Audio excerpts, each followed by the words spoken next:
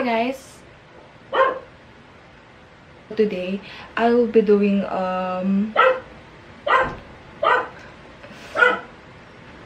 so today I will be doing a one brand makeup tutorial, and that will ang ingay ng aso. Bakit kaya ganun, no? Kapag malapit na magkaroon yung babae, ang pangit-pangit namin. Or, ako lang ba? What? Never mind. Hi guys! Welcome back to my channel. So today I will be doing a one brand makeup tutorial. One brand makeup tutorial, and that will be Maybelline. It was easy for me to do this makeup tutorial kasi Maybelline talaga ginagamit ko. Most of my cosmetics are from Maybelline kasi yun talaga yung brand na, bakit ako nakaganto? Ano ba yan? Yun yung brand na affordable pero super worth it bilhin. As in, when I started earning, Maybelline talaga yung mga unang products ko na pinili. Starting from the foundation, lipstick, primer, and everything. And until now, mas pinipili ko pa rin yung Maybelline over other products. I was really aiming to do just an everyday makeup tutorial again, or yung parang soft look lang, yung ganyan. Pero I really failed. As in, failed. Kasi obviously, I used darker shades sa eyeshadow and for my lipstick. But anyways, I think it ended up well. So, parang okay naman. Medyo okay. Wait. May lamok. Ano ba yan? So, if you want to know how to create this look, just continue watching, guys. And just so you know, this video is not sponsored, so everything that I used from Maybelline, they are my personal stuff. So let's get started. Hey, wait, Jajamon. Sinigang. So let's get started. For the primer, I will be using this Maybelline Baby Skin Pore Eraser. So, super love na love ko talaga to. Kasi, ang gaan sa pakiramdam. I have to get rid of my hair for this one. Let's just put it there.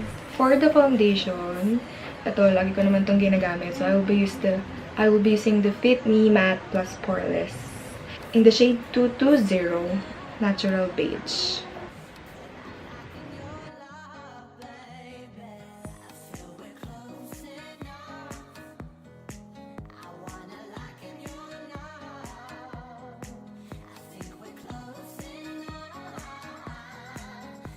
So, sobrang ganda ng finish talaga nito. Kaya, meron akong mga foundation na mas mahal. Pero I still prefer to use this one. Kasi, sobrang ganda ng coverage niya sa skin ko. And I think, sadyang hiyang lang talaga yung skin ko sa Maybelline. Kasi ito pa talaga yung ginagamit ko noon pa. Since I really have dark under eyes, so my technique in applying foundation is I will put more dito. Just to cover kahit papano.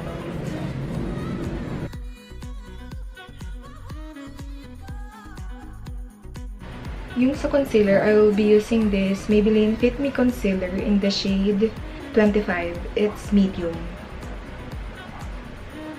Normally, I will use a color corrector concealer, yung color orange, para sa under eyes ko. But since I think wala pa nun dito sa mga drugstore, sa Watson, sa mga Maybelline counters. So, didiretso na ako sa paggamit ng concealer.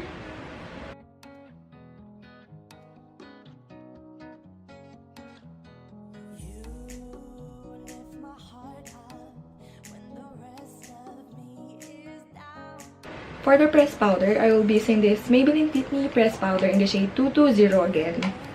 It's natural beige. So, ito lang naman yung mga usual kong ginagamit. Tsaka pang araw-araw ko talaga siya. Set ko lang dito sa under eyes.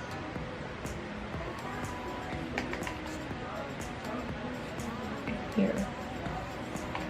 So, I'll be using this Fashion Brow in the shade dark brown. So, makikita nyo, super favorite ko talaga to. Kasi, super walang-wala na siya. Pud-pud na talaga siya.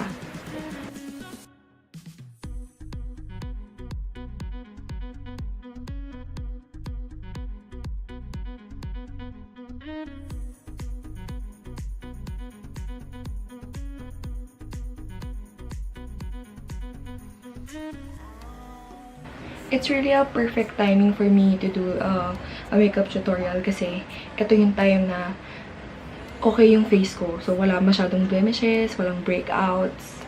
Bakit kaya ganun, no? Kapag malapit na magkaroon yung babae, ang pangit-pangit namin. Or ako lang ba? Never mind.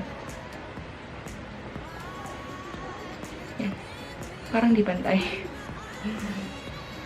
I'm already using this Pink Panther mirror that I got from Miniso. Ang struggle lang kapag nag-film ka ng makeup tutorial kasi you have to talk. And it's really hard, grabe. Kaya super bow down talaga ako sa mga makeup guru and sa mga beauty vloggers. Kasi sobrang hirap, parang why do I have to talk while filming, while doing my makeup? It's really hard. And ang hirap pag multitask kasi you really have to focus on, katulad nito, yung putting your eyebrows, doing your eyebrows. It's really not an easy task. Ayan, okay. Contented na ako sa ganyang kilay. I'll just use this pulley to blend.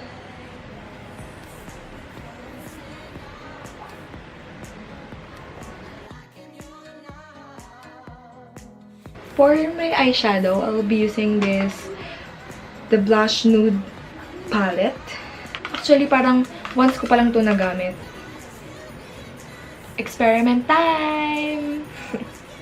Experiment time! So, I think I'll go first with... Ang hirap. With this one. Oh. It's shimmery. May effect ba? Ano ba?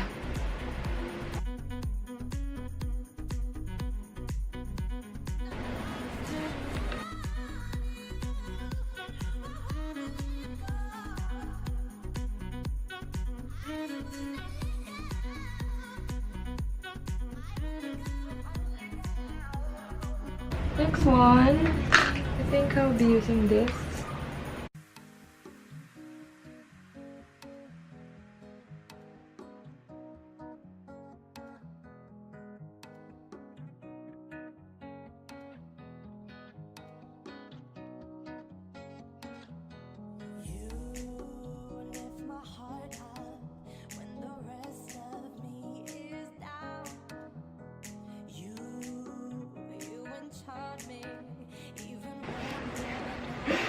Hindi ko alam kung pang everyday makeup pa to kasi parang ang dark niya na, tapos parang kung ano na lang pinaglalagay ko.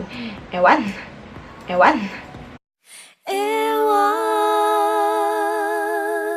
And of course, I will be using my favorite mascara from Maybelline.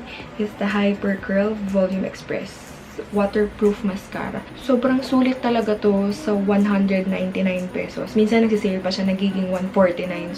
So sobrang.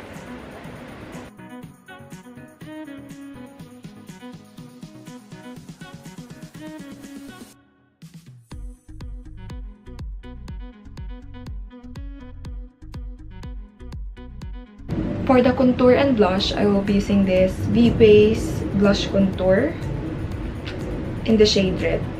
So, ito, bago lang siya. So, kakabili ko lang nito kanina. And, yung usual ko kasing ginagamit is the BLK Trio palette, which has the contour, blush, and highlight. So, ito, blush and contour lang. Pero let's try. Oh! May libre na siya brush applicator.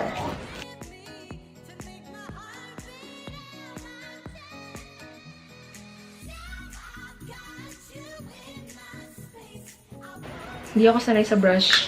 So, gagamitin ko talaga yung ginagamit kong brush. This one.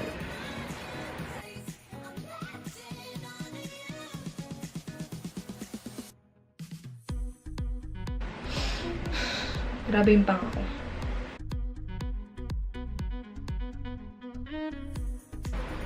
Do the blush.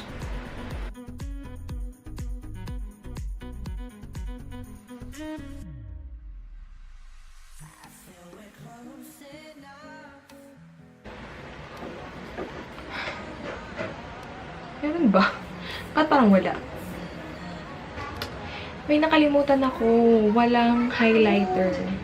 May highlighter bang Maybelline? Parang meron ba? Hindi ako nakabili. Nakalimutan ko.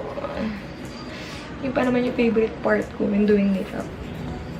So, let's focus on the blush na lang. Hindi ko alam. Hindi ko sure kung anong gagamitin kong shade ng lipstick. It's either Darling Nude or Divine Wine. So, I think I'll use this Divine Wine na lang. Para red.